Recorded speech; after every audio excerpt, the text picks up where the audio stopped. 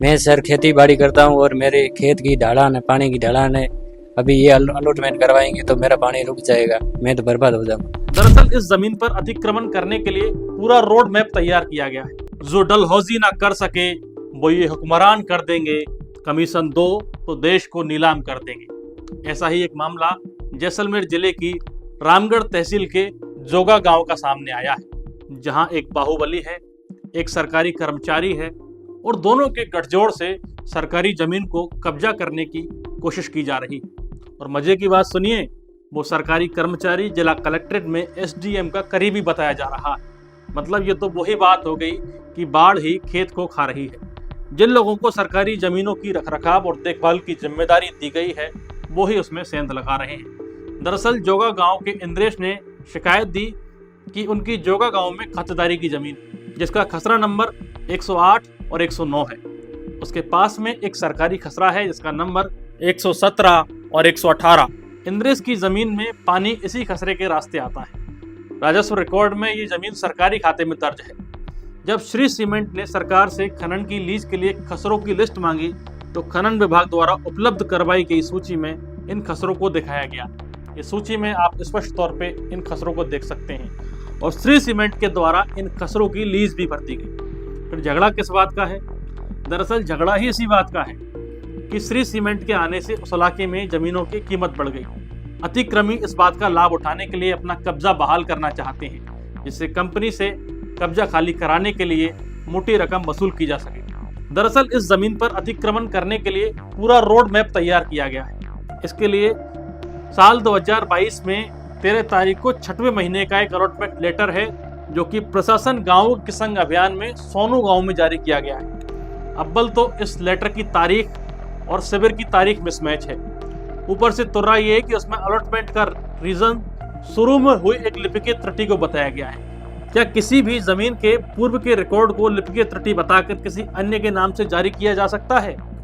अभी तो और सुनिए, अलॉटमेंट जिन कागजों को आधार बनाकर किया गया है वो कागज अस्पष्ट और भ्रामक प्रतीत होते हैं। इन कागजों में इस खसरे का पड़ोसी जवाहर सिंह को बताया गया है, लेकिन वहां जवाहर सिंह नाम से कोई खसरा है ही नहीं। इस मामले में इंद्रेश सिंह ने उक्त पक्ष के नाम से रामगढ़ थाने में शिकायत भी दी है और पूर्व में एक तहसीलदार द्वारा दी गई मौका रिपोर्ट में इस खसरे को सरकारी रिकॉर्ड में पाया गया। लेकिन कलेक्ट्रेट में बैठे एक कर्मचारी द्वारा बार बार इस मामले को जीएलसी कमेटी में भेजने का प्रयास किया जा रहा है। इस पूरे मामले पर हमने इंद्रेश सिंह, जो कि खसरा नंबर 108 और 109 के मालिक हैं, उनसे बात की।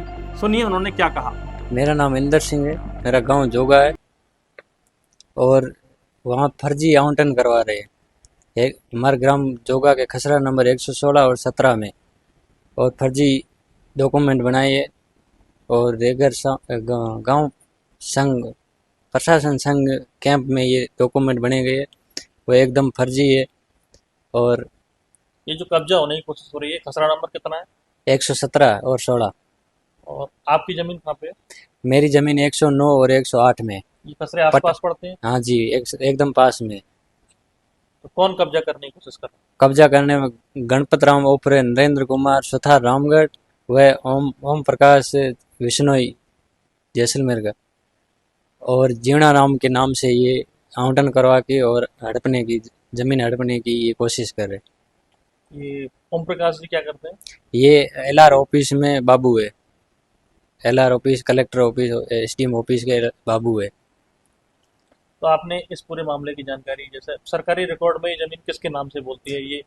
ये सरकारी रिकॉर्ड में सरकार के नाम से, वो खनिज विभाग के नाम से बोल रही। खनिज विभाग के नाम। हाँ जी। तो अभी आपके इलाके में श्री सीमेंट की कंपनी भी आ रही है, तो श्री सीमेंट ने सरकार से रिकॉर्ड नहीं मांगा जमीन का कि साहब फला खसरा नंबर हमको चाहिए और ये किसके नाम से है? ये किसी कृषक के नाम से बोल रहा है या सरकारी रिकॉर्ड के नाम से बोल रहा है? ये इन्होंने मांगा था और सरकार के नाम से खसरा बोल रहा था और ये इनकी लीज भी भर दी है श्री सीमेंट ने, और अभी मोटेशन नहीं भरा है। अभी रकबा सरकार के नाम बोल रहा है। आपने जब अपनी शिकायत की, तहसीलदार को बोला, फिर एसडीएम साहब को बोला, उस पर उन्होंने क्या कार्रवाई की है या आपको क्या जवाब दिया है? हमारे को अभी तक कोई जवाब नहीं दे रहे, और कलेक्टर ऑफिस में भी कलेक्टर साहब को भी दिया ज्ञापन और एसडीएम साहब को भी ज्ञापन दिया, तहसीलदार को भी दिया है, उनकी कोई सुनवाई नहीं हुई गई अभी तक। आप कितने टाइम से लग रहे हैं इस प्रकरण में? 6-7 महीने हो गए।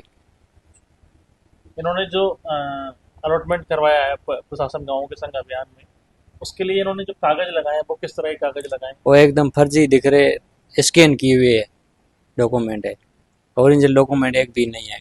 और हमारे गांव के बूढ़े बुजुर्गों को भी पूछा था, तभी इन्होंने बोला कि यहाँ कोई इनकी ज़मीन नहीं।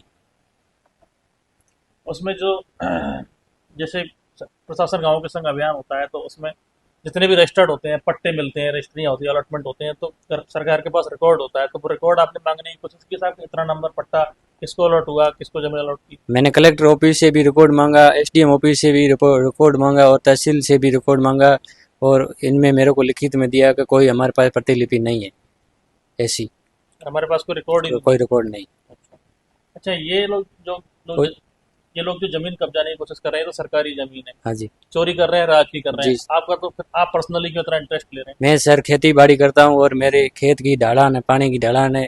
अभी ये अलॉटमेंट करवाएंगे तो मेरा पानी रुक जाएगा, मैं तो बर्बाद हो जाऊंगा। खेती की वजह से आप इतना हाँ, नुकसान। खेती खेती करके ही पेट गुजारा का चला रहा हूँ। आप इस सिलसिले में कलेक्टर साहब से मिले? कलेक्टर साहब को मिला, कलेक्टर साहब ने बोला ठीक है जांच करेंगे। आपको लग रहा है कि जो सरकारी कार्मिक इसमें इन्वॉल्व हुआ ओम प्रकाश बिश्नोई, उसकी वजह से जांच प्रभावित हो रही है या वो दबाव बना रहा है किसी तरह की? वो सर दबाव बना रहा है, तभी ये काम नहीं हो रहा है, ये खास खास नहीं करने दे रहा है, वो बार बार जीएससी मीटिंग में डाल रहा है। इससे पहले एक तहसीलदार ने इसकी रिपोर्ट की थी, आप बता रहे थे। हाँ, रिपोर्ट की, उसमें तहसीलदार ने खाली कब्जा बताया है, सरकार का कब्जा बताया और खनिज विभाग का विवरण किया है उसमें कि खनिज विभाग का है। अब आप क्या चाहते हो कुल जमा पाती? मैं इसको खारिज करवाना चाहता हूँ, इस आवंटन को। भाई निष्पक्ष रूप से उसकी जांच हो, हाँ जिसकी जा जमीन जिसकी उसके खाते में जी जाए, सर। सरकार की तो सरकार के हाँ खाते में जाए, जी सर। और अगर इनका जेन्युइन अलॉटमेंट है हाँ तो इनके खाते में हाँ जाए। यही चाहते हो ना हाँ, आप? यही। अब सच क्या है, झूठ क्या है, ये तो प्रशासन अनुसंधान करके तय करे। लेकिन एक बड़ी ही प्रचलित सी कहावत है कि ऊंट की गर्दन लंबी है तो काटने को थोड़ी है। अगर जैसलमेर जिले में राजस्व भूमि ज्यादा है, सरकार के पास जमीन ज्यादा है, तो इसे लुटाने को और बांटने को और कब्जा करने को थोड़ी है। जो भी प्रशासनिक लोग हैं, इस खबर पर ध्यान दें, इस मुद्दे की ओर ध्यान दें, और जो भी यथोचित कार्रवाई है वो इसमें की जाए।